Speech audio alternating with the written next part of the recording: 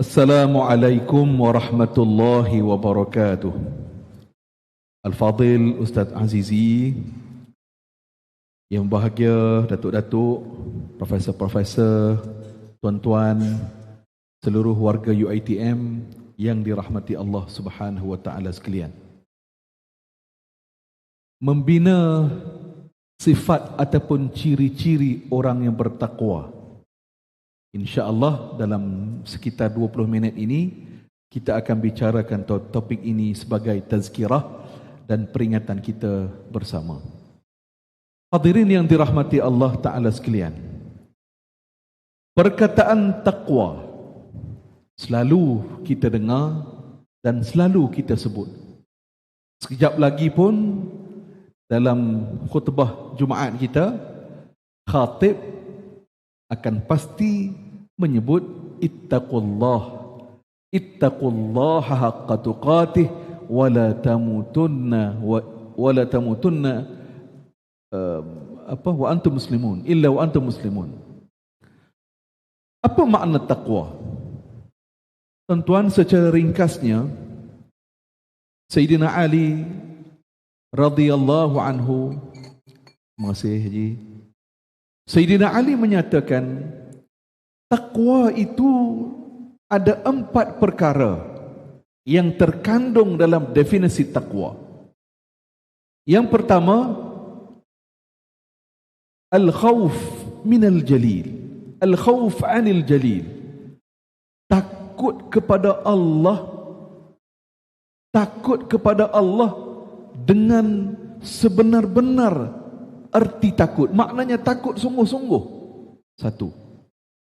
Yang kedua, al-isti'dad liyaumir rahil, membuat persiapan untuk bertemu dengan hari akhirat. 2. Ketiga, al-amal bima tanzil, beramal dengan apa yang diwahyukan oleh Allah Subhanahu wa taala, beramal dengan apa yang disabdakan oleh baginda Rasulullah sallallahu alaihi wasallam. Dan yang keempat, kata Sayyidina Ali, ar-ridha, redha dengan pemberian Allah walaupun pemberian itu ataupun nikmat itu kecil sahaja. Redha dengan nikmat yang kecil, redha dengan pemberian yang kecil. Itu secara ringkasnya yang disebutkan oleh Sayyidina Ali radhiyallahu anhu. Hadirin yang dirahmati Allah, pada masa yang ada ini saya nak mengajak profesor-profesor, doktor dan tuan-tuan hadirin yang dirahmati Allah, kita lihat dalam ayat surah Al-Baqarah dan ayat surah Ali Imran 8 ciri-ciri orang yang bertakwa.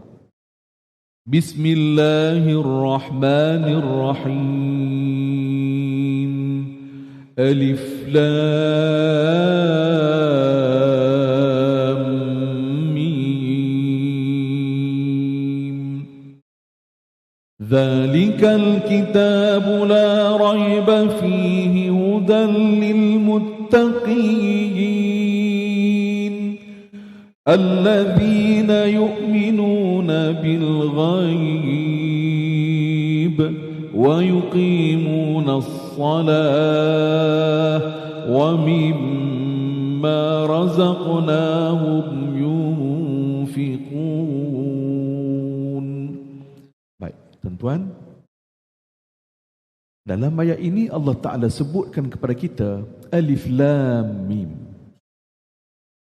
Kitab Al-Quran itu tidak ada keraguan, tidak ada syak baginya, dan Al-Quran sebagai petunjuk bagi orang yang bertakwa. Tuan-tuan, dalam Al-Quran selalunya, lazimnya, selepas Allah Ta'ala menyebut hudan lil muttaqin, ataupun selepas perkataan al-muttaqin, orang-orang yang bertakwa, lepas ayat itu lazimnya Allah Ta'ala akan menyebut ciri-ciri ataupun sifat-sifat orang yang bertakwa. Dalam ayat ini kita ambil 3 Yang pertama, allazina yu'minuna bil ghaib. Orang bertakwa itu, kata Allah, satu, ciri nombor satu, orang itu beriman kepada perkara-perkara ghaib. Hadirin yang dirahmati Allah Subhanahu wa taala sekalian, apakah itu perkara ghaib?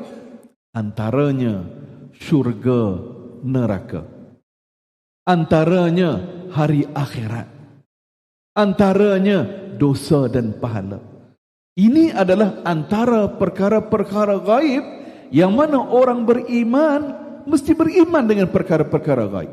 Dan perkara-perkara ghaib ini tentunya ataupun kita sebut sebagai dalilnya, rujukannya ialah Al-Quran dan Sunnah Rasulullah sallallahu alaihi wasallam. Karena itu tuan-tuan dan puan rahmati Allah, orang yang tidak beriman kepada Allah, musyrikin sebagai contoh, antara perkara yang mereka tolak, yang mereka tak percaya ialah mereka tidak beriman dengan hari akhirat. Mereka tak beriman dengan hari kebangkitan. Bagi mereka, lepas mati tu matilah, habis, tutup buku semua dah. Tak ada apa-apa lagi dah.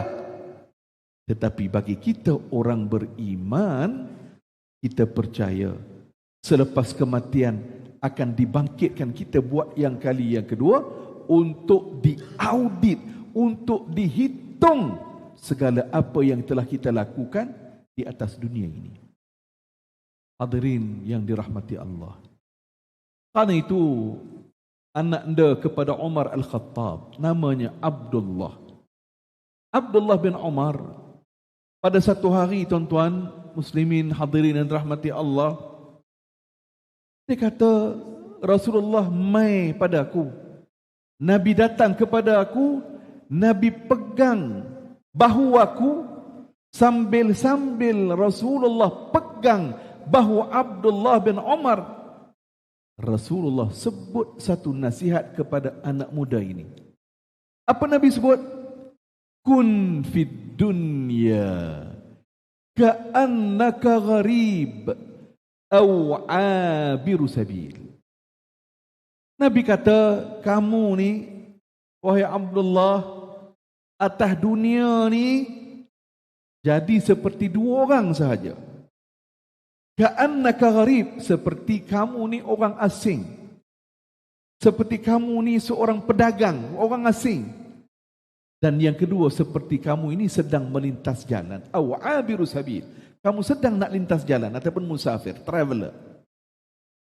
Tuan-tuan, kalau kita pergi tempat orang, negara orang, bukan kampung kita, bukan rumah kita, kita tentu sekali tak berani buat benda-benda yang kita bimbang. Kalau buat benda tu jadi salah, mungkin kita boleh dikenakan tindakan di negara orang. Contoh, buang sampah merata-rata. Kan, kalau di kampung kita ni buka-buka tingkap tu kira gitu Kan, bukan kampung tuan-tuan. Ni lepas dengar kuliah subuh dari Masjid UiTM tuan-tuan. Turun-turun kereta tuan-tuan, ada plastik ke apa ke ceklat ke apa, kita buang je, selamba je kan. Tak rasa salah. Sebab apa? Ni tempat kita. Kita tak rasa takut. Tapi kalau tempat orang, negara orang, kita tak berani. Sebab ni bukan negara aku, ni bukan tempat aku, ni bukan kampung aku ni. Maknanya tuan-tuan hadirin rahmati Allah, Nabi pesan kepada kita, duduk atas dunia ni begitulah juga. Jangan selesa, jangan complacent, ingat-ingat sama. Dunia ini bukan tempat untuk kita tinggal selama-lamanya, tetapi dunia ini pada satu hari nanti kita akan meninggal. Maka dengan sebab itu, gunakan setiap waktu, setiap masa, setiap detik yang ada itu untuk kita buat amalan, untuk kita buat kebaikan. Karena itulah Rasulullah sallallahu alaihi wasallam sebut khairun nas anfa'uhum linnas. Sebaik-baik manusia itu, kata Rasulullah sallallahu alaihi wasallam, ialah orang yang paling banyak buat manfaat kepada orang lain, buat kebaikan kepada orang lain. Hadirin muslimin dan muslimat rahmati Allah Ta'ala sekalian. Maknanya, ciri orang yang bertakwa nombor satu ialah mereka beriman dengan perkara-perkara ghaib. Hadirin rahmati Allah, bila sebut tentang syurga ataupun neraka, dalam surah yang selalu kita baca setiap malam, yang mana menjadi sunnah Rasulullah sebelum tidur, baginda baca surah ini. Suratul Mulk, surah Al-Mulk, 30 ayat. Tuan-tuan, kalau kita perhati tuan-tuan, sebab apa Rasulullah sebut tuan-tuan?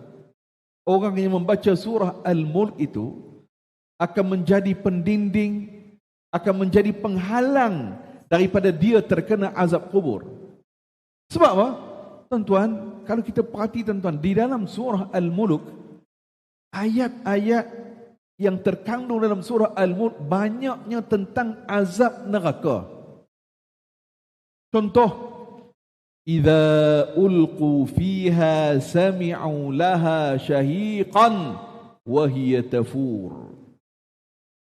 Allah Ta'ala sebut dalam surah Al-Mulk ini, orang yang nak dibaling, nak dihumban ke dalam neraka, pada waktu itu dia terdengar suara yang menjerit-jerit, yang meraung-raung di dalam ataupun di dasar neraka itu, tuan-tuan. Tuan-tuan, garis bawahkan perkataan syahiqan. Idza ulqu fiha sami'u laha syahiqan. Syahiqan, garis bawah pada ayat itu, pada perkataan itu. Syahiqan ini bermaksud,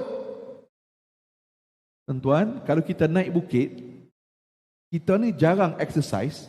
Naik bukit, tentu sekalilah tercungap-cungap kita, tuan-tuan. Tuan-tuan, tercungap-cungap tu macam mana? Tak cukup oksigen kan? Rasa tak cukup kan? Rasa nak minta nyawa, macam itulah. Jadi perkataan syahiqan itu adik-adik, itulah gambaran yang Allah Ta'ala gambarkan di dalam dasar neraka nanti. Bila dibaling, bila dihumban, ditolak ke bawah, ahli-ahli neraka terdengar suara-suara yang tercungap-cungap macam itulah. Itu gambaran yang Allah Ta'ala gambarkan dalam neraka nanti. Karena itu tuan-tuan, dalam surah Allahumma salli ala Sayyidina Muhammad, dalam surah Az-Zumar, Allah Subhanahu wa Ta'ala memberikan gambaran, ada 3 perkataan, 3 ayat penyesalan yang diungkapkan oleh ahli-ahli neraka apabila mereka itu dihumbankan ke dalam api neraka. Bila dihumbankan ke dalam api neraka, Allah Ta'ala rakamkan kata-kata penyesalan mereka, tuan-tuan. Apa dia kata-kata penyesalan itu, tuan-tuan? Dalam surah Az-Zumar, di dalam Az-Zumar 457 dalam Al-Quran, muka surat 457. Baik, tuan-tuan, dalam surah Az-Zumar, Allah Subhanahu wa Ta'ala rakamkan bagaimana mereka itu menyesal. Apa yang mereka sebut? Perkataan yang pertama yang mereka sebut, au taqula nafsun ya hasrata ala ma farrattu fi jambillah wa in kuntu laminas sakhirin. Ya Allah, aku menyesal ya Allah hari ini ya Allah. Kalaulah atas dunia dulu ya Allah, aku tidak cuaikan kewajipan agama. Ni perkataan ataupun ayat nombor 1 yang disebut oleh ahli neraka. Mereka menyesal sungguh atas dunia dulu. Mereka mencuaikan kewajipan agama. Wa in kuntu laminas sakhirin. Dan aku juga atas dunia dulu, aku telah memperolok-olokkan agama Allah. Aku telah menyindir-nyindir agama Allah. Ini kata-kata penyesalan nombor 1. Tuan-tuan, kata-kata penyesalan nombor 2 yang Allah Ta'ala rakamkan dalam Al-Quran, ayat 58 surah Az-Zumar. Apa yang diungkapkan oleh ahli neraka? Au taqula law anna Allah hadani lakuntu minal muttaqin.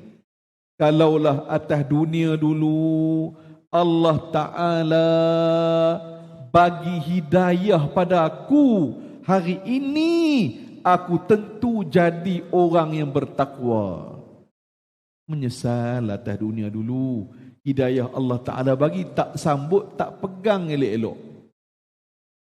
Nombor 3, au taqula hina taral azab law anna li karratan fa akuna minal muhsinin. Ya Allah, kalaulah atas dunia dulu ya Allah, disebut apa ayat ni nombor 58, apabila dipertontonkan azab api neraka di depan mata.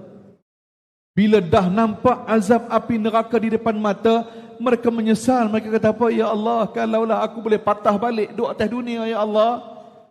Kalaulah aku boleh patah balik duduk atas dunia ya Allah, tentunya aku ni akan jadi orang yang muhsinin, orang yang sentiasa melakukan amal-amal kebaikan. Tuan-tuan, ini 3 dialog ahli-ahli neraka. Tuan-tuan, ini dialog akan datang. Allah Ta'ala bawa dialog ini pada masa yang sekarang, pada masa sekarang, supaya apa? Peringatan kepada kita, supaya janganlah kita sendiri yang akan sebut 3 perkataan ini di alam akhirat nanti. Maknanya janganlah kita yang jadi ahli neraka, kita pula yang sebut lau annallaha hadani lakuntu minal muttaqin. Ya Allah, kalaulah atas dunia dulu aku sambut hidayah kamu ya Allah, tentulah hari ini aku jadi orang yang bertakwa. Tuan, inilah perkara yang kita perlu menghargai Al-Quranul Karim. Karena itu tuan-tuan, kalau kita tengok salafus salih, para tabi'in, para sahabah, mereka begitu menghargai Al-Quranul Karim. Contohnya tuan-tuan, seorang tokoh yang hebat namanya Fudail bin Iyad. Fudail bin Iyad ni tuan-tuan, asalnya dia ni dulu suka duk pau duit orang. Bahasa ini apa, adik-adik Indonesia ni pau kan, pau duit orang. Dia jumpa orang tengah jalan, dia sekat orang tu, dia pau duit. Dia curi duit. Itu bahasa surat. Dia curi duit. Ni Fudail bin Iyad. Tetapi tuan-tuan, ada satu insiden yang mana dalam catatan riwayat, apabila dia sedang memanjat tembok untuk dia pergi berjumpa dengan kekasih lah kot, jumpa kekasih dia ni, tiba-tiba tuan-tuan, dia terdengar ada orang membaca surah Al-Hadid ayat nombor 16. Surah Al-Hadid ayat nombor 16. Bismillahirrahmanirrahim. Alam ya'ni lilladzina amanu an takhsha'a qulubuhum li dzikrillah. Allah Ta'ala sebut dalam ayat ini, sampai bilakah waktu hampa semua ni, sampai bilakah waktu kamu semua mahu khusyuk, mahu kembali untuk patuh kepada peraturan dan segala apa yang Allah sebut dalam Quran ni? Bila lagi kamu nak tunduk, kamu nak patuh, kamu nak khusyuk, nak kembali kepada Allah? Bila lagi? Itu makna ataupun maksud mafhum ayat nombor 16 surah Al-Hadid. Maknanya mudah kita faham tuan-tuan. Kalau ayat kut kampung saya belah Penang, dia kata gini, oi, hampa nak tunggu apa lagi? Tunggu apa lagi? Tuan-tuan, ayat ini Abdullah bin Mas'ud cerita tuan-tuan, cerita dia, ayat ni turun ketika mana umat Islam berada di Madinah setelah hijrah 3 atau 4 tahun. Di Mekah dulu zaman susah. Zaman diugut, zaman dipulau, zaman diancam, diugut bunuh. Susah ketika mana sahabat-sahabat berada di Mekah zaman susah. Disebabkan susah itu, sahabat-sahabat imannya sentiasa berada di puncak. Makin ditekan, makin berada di puncak, makin tinggi iman mereka. Tetapi selepas berada di Madinah, waktu itu kita dah senang, kita telah mentadbir. Jadi digambarkan oleh Abdullah bin Mas'ud, iman sahabat-sahabat ni berlaku turun naik. Tapi waktu turun tu tak macam kita lah, tuan-tuan kan. Kita ni gelak tu 10 minit tak berhenti gelak. Kan, 10 minit tak berhenti gelak. Kan sahabat-sahabat ketika ayat ni turun, mereka duduk tengah sembang-sembang. Gelak-gelak jugalah, tapi taklah gelak macam kita, tak berhenti-henti. Kan? Tiba-tiba turun ayat ini. Nabi SAW membacakan ayat ini kepada sahabat-sahabat. Tuan-tuan, Abdullah bin Mas'ud kata, lepas kami dengar ayat ini, kami semua menangis. Kami semua menangis tersentak. Kalau orang adik-adik sebut bahasa sekarang, kita kata sentak, kan? Sentak. Kalau itu tuan-tuan, para sahabat, para tabi'in, mereka apabila membaca ayat Quranul Karim, seolah-olah gunung besar menghempap kepala mereka. Maknanya terasa sungguhlah. Berbeza sungguh dengan saya dan kita semua tuan-tuan. Kita baca ayat Quranul Karim seperti umpama lalat yang hinggap di atas hidung kita. Bila terasa gatal, garu, kita halau nyamuk ataupun kita halau lalat tu, bila lalat tu penilak, kita pun lupa dah dia. Jadi tuan-tuan yang dirahmati Allah, ciri orang yang bertakwa nombor 1 dalam ayat surah Al-Baqarah, iaitulah alladzina yu'minuna bil ghaib. Nombor 2, ciri orang yang bertakwa tuan-tuan dalam surah Al-Baqarah ini, ayat yang pertama, ayat yang kedua itu, iaitulah ayat yang ketiga, wa yuqimunas salah. Orang itu sentiasa menunaikan salat. Dan ciri yang ketiga, wa mimma razaqnahum yunfiqun. Mereka akan pasti bersedekah, membelanjakan rezeki yang telah Allah Ta'ala kurniakan kepada mereka. Baik, tuan-tuan, itu ciri yang kedua dan ciri yang ketiga. Tuan-tuan, kerana itu, apabila kita membaca ayat ini, ciri yang kedua orang bertakwa tadi tuan-tuan, kita hayati, kita aplikasi dalam hidup kita. Salat walaupun di mana-mana, walaupun dalam keadaan macam mana sekalipun, jangan tinggalkan. Kerana apa? Itu merupakan perkara asas dalam hidup kita. Adik-adik penuntut sekalian, walau sesibuk mana, walau di mana pun adik-adik berada, salat letakkan perkara di tempat yang paling tinggi dan paling utama. Apabila kita menjaga salat, pastinya ada keberkatan dalam hidup kita. Makin kita menjauhi salat, makin kita meninggalkan salat, kita berada dalam zon bahaya. Kita makin jauh dari rahmat Allah Subhanahu wa ta'ala. Baik, nombor 3 tadi, iaitulah orang yang sentiasa bersedekah dan berinfak. Tuan-tuan, sekadar contoh, cucunda ataupun cicit Rasulullah sallallahu alaihi wasallam yang bernama ataupun orang sebut namanya Zainul Abidin. Zainul Abidin ini tuan-tuan, dia ada satu perangai yang mana dia ini suka bersedekah dalam keadaan orang tak tahu dia sedekah. Bahkan orang nampak dia ni macam kedekut, orang nampak. Tetapi secara hakikatnya ada satu amalan yang dia buat. Apa dia? Pada setiap pagi tuan-tuan, Zainul Abidin ini akan meletakkan makanan-makanan di depan pintu rumah fakir miskin dalam kawasan dia. Dia letak, katalah dia letak roti dah kot, roti ke apa, dia letak makanan lah. Kan? Kalau kita di Shah Alam ni, doktor tuan, kita letak apa ya? Nasi kandak, contoh. Kan?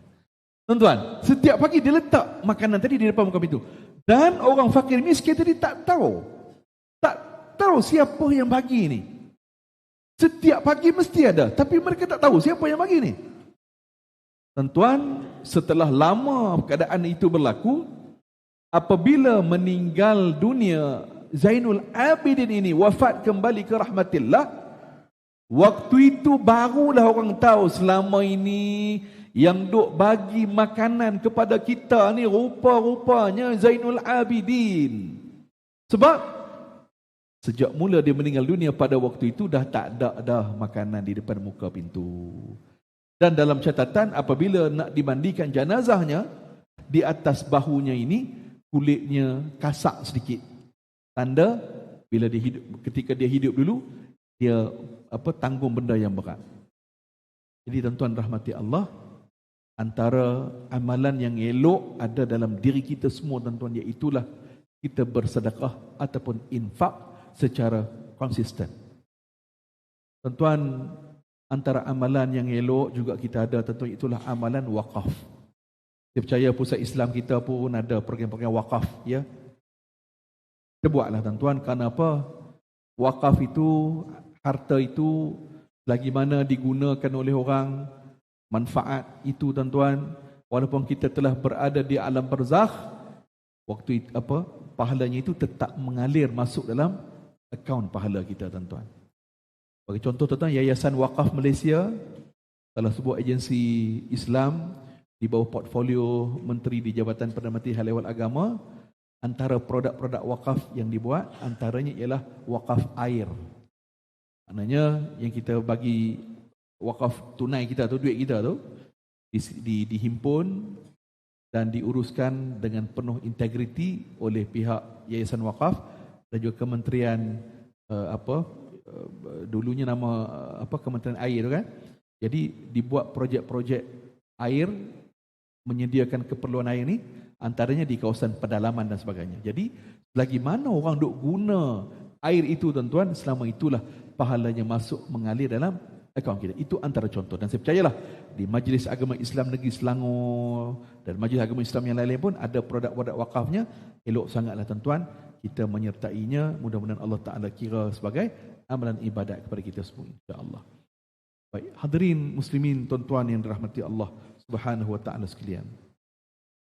Selanjutnya tuan-tuan, dalam surah Ali Imran ayat nombor 132, Allah Subhanahu wa taala memperincikan pula. Allah Taala sebut, wasari'u ila maghfiratin min rabbikum wa jannatin 'arduha as-samawati wal ard u'iddat lil muttaqin. Bersegeralah kamu semua untuk mengejar keampunan Allah, dan disediakan syurga itu seluas langit dan bumi, dan syurga itu, kata Allah, disediakan kepada orang yang bertakwa. Baik tuan-tuan, ciri yang keempat, alladzina yunfiquna fis sarra wad dharra. Orang yang bersedekah, yang menafkahkan hartanya di waktu senang maupun susah. Waktu senang sedekah makin banyaklah. Ya. Waktu sempit, waktu tak ada duit pun dia tetap sedekah walaupun 50 sen.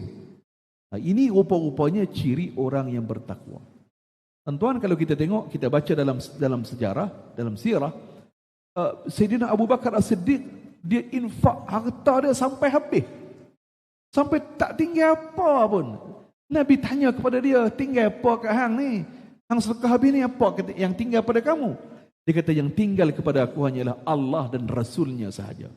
Ya Allah tuan-tuan, saya pun boleh sebut, yalah, nak buat tak boleh buat gitu. Kan? Paling tidak pun tuan-tuan, tak boleh buat macam tu tuan-tuan. Jangan lupa, ini perkara yang kita mesti konsisten dan istiqamah, iaitulah kita sedekah.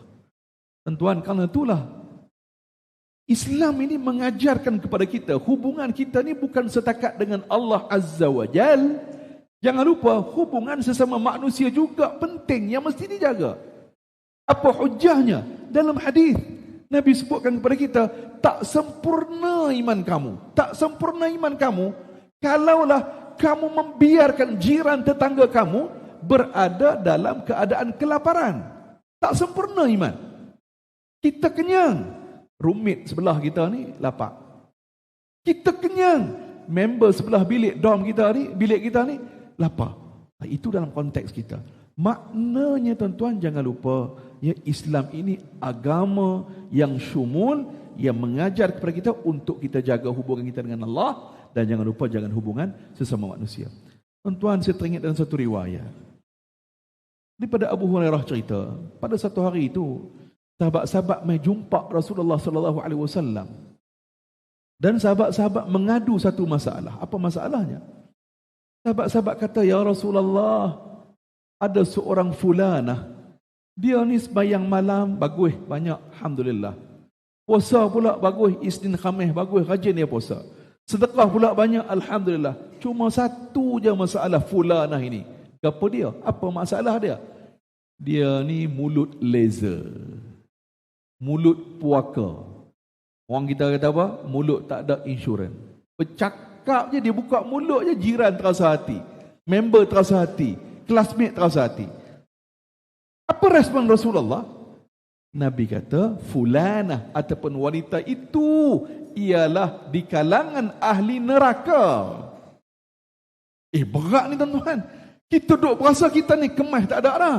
Kita duk berasa kita ini calon ahli syurga.